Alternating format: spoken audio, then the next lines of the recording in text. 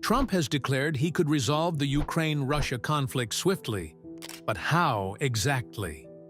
His vision is bold, asserting he'd achieve peace within 24 hours through an unexpected combination of diplomacy and decisive actions. Supporters view him as a strategic peacemaker, while critics warn of potential risks. So, what's Trump's approach to peace, and what does it mean for Ukraine and global stability?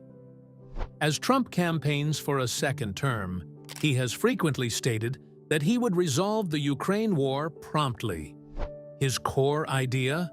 To pressure Ukraine and Russia into a negotiation that would freeze the conflict, reduce U.S. support for Ukraine, and possibly transfer some disputed territories. Trump has expressed frustration with the prolonged support given to Ukraine and suggests that threatening increased aid could pressure Russia to engage in peace talks. In his view, this is not about abandoning Ukraine, but rather about creating leverage to bring both parties to the table. He believes that with the right tactics, he can broker a deal that would end the war quickly and in a way that secures U.S. interests. This stance has drawn both support and criticism from various political circles. While some agree with his approach, others question whether it could lead to unintended consequences or compromise Ukraine's sovereignty. At the heart of Trump's peace plan lies a controversial notion, encouraging Ukraine to consider ceding parts of Crimea and the Donbas regions in hopes of ending the prolonged conflict in Eastern Europe, where tensions have escalated for years. Trump's idea recalls past approaches like the Minsk agreements, which aim to freeze regional hostilities and maintain an uneasy peace, a strategy focused on halting active warfare without fully resolving underlying issues. By concentrating on these disputed territories, Trump envisions a ceasefire that could lead to a stable arrangement, as both sides might have less reason to engage in further aggression. However, this approach would require substantial shifts in Ukrainian policy that could challenge the country's sense of sovereignty, and may demand a degree of concession that could ultimately compromise Ukraine's territorial integrity and reshape its national borders. In past interviews, Trump has described his approach as deal-making. He claims he would press Ukrainian President Zelensky and Russian President Putin to compromise, setting clear expectations and consequences. This tactic draws on Trump's past diplomatic style, where he often presented ultimatums combined with offers of reward. For instance, he might suggest halting further military aid to Ukraine if Russia agrees to peace, a tactic that could pressure Putin to consider concessions. Critics argue, though, that this risks empowering Russia and weakening Ukraine's defenses. Trump's long-standing relationship with Putin also plays a role. He's frequently spoken of understanding Putin's motives, and he believes that personal diplomacy could break the current deadlock by fostering a sense of mutual respect and open dialogue. Trump has mentioned his confidence in keeping Putin's ambitions in check based on past interactions, and he suggests that his unique approach could lead to more stability. Yet this approach raises questions about whether a friendly stance could indeed restrain Putin's aggressive strategies, or whether it might actually embolden him to pursue them further. Supporters argue that Trump's strategy could reduce the strain on U.S. resources, allowing a shift in focus to domestic priorities and revitalizing key sectors of the economy that have long needed attention.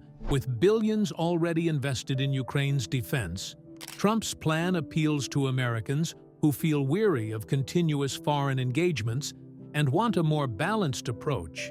His supporters view him as a strong, determined negotiator capable of reshaping the U.S. approach to global conflicts and ensuring that American interests come first in every decision.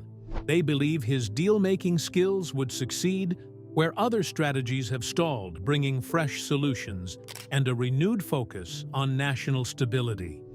Yet, critics worry that Trump's plan could risk undermining Ukraine's sovereignty and empower Russia. By focusing on territorial concessions, Trump's strategy could set a precedent that encourages future aggression. Political analysts suggest that this approach may weaken NATO's stance on defending territorial integrity. For Ukraine, conceding land could spark domestic backlash, complicating Zelensky's leadership. Trump's insistence on self-reliance for Ukraine suggests a shift from the U.S.'s prior commitments. While he has not proposed a complete halt to aid, his plan would undoubtedly slow the flow of military support, urging European allies to shoulder a greater share of responsibility. This shift could reshape NATO's role in the conflict, making European nations more accountable for regional defense, while reducing the U.S.'s financial and military commitments. Some experts believe Trump's approach could yield short-term peace, but question the long-term impact. Ukraine's security would likely depend on complex, possibly fragile guarantees from Russia. Analysts argue that freezing the conflict might prevent immediate violence, but risks recurring tensions if Russia or Ukraine later reject the terms. Trump's idea for an enforced ceasefire echoes past compromises, but unlike previous efforts, he proposes stronger enforcement to deter violations.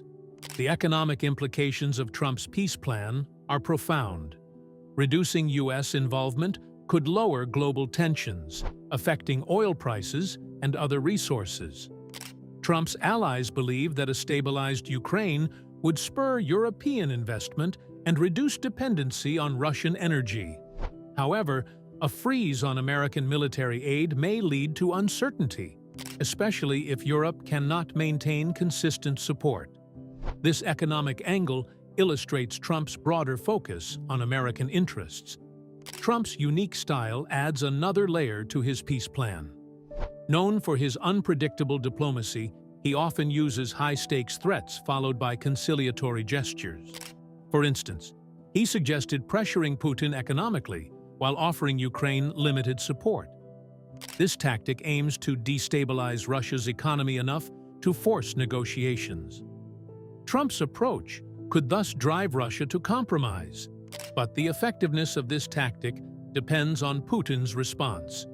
Trump's peace plan resonates with certain U.S. constituencies tired of prolonged foreign conflicts.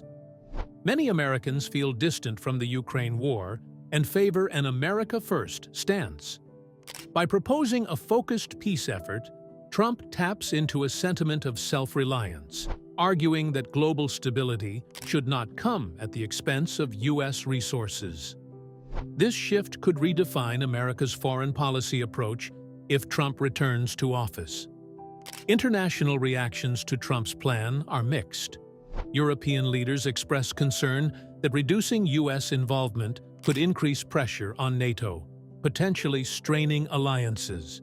While some European nations favor a resolution, they worry that Trump's plan might weaken their leverage. Trump's strategy may drive European allies to either intensify support for Ukraine or negotiate more actively with Russia to reduce reliance on U.S. aid. The strategic implications of Trump's peace plan extend to other regions. By reducing focus on Ukraine, Trump suggests he would prioritize emerging challenges like China, shifting resources to counter threats in the Pacific. His peace plan for Ukraine is thus part of a broader vision to reorient U.S. priorities globally. This approach could reshape alliances as U.S. partners adjust to a more assertive, economically focused foreign policy. Trump's vision for Ukraine also hints at domestic political gains. By proposing a swift resolution, he appeals to voters who prefer economic stability and reduced military commitments. His critics, however, warn that the consequences could be complex and argue that Trump's plan may lack long-term sustainability. This tension illustrates the broader debate over the role of U.S. leadership in global conflicts and reflects the diverse interests within Trump's base. As the 2024 election approaches, Trump's peace plan is gaining traction. Supporters view him as a pragmatic negotiator, while detractors label his approach risky. The outcome of this debate could influence U.S. foreign policy and NATO's future strategies. Trump's approach to Ukraine serves as a key point of contention, highlighting broader questions about national priorities and international leadership. Trump's proposed peace plan for Ukraine is a blend of economic leverage, reduced U.S. aid, and strategic negotiation, aimed at freezing the conflict with enforced territorial compromises. This approach, though controversial, has stirred global interest and poses new possibilities for the Ukraine crisis. Whether Trump's strategy succeeds depends on a complex array of factors, from international cooperation to Russian compliance. If you found this exploration of Trump's Ukraine peace plan insightful, don't forget to like, share, and comment below with your thoughts.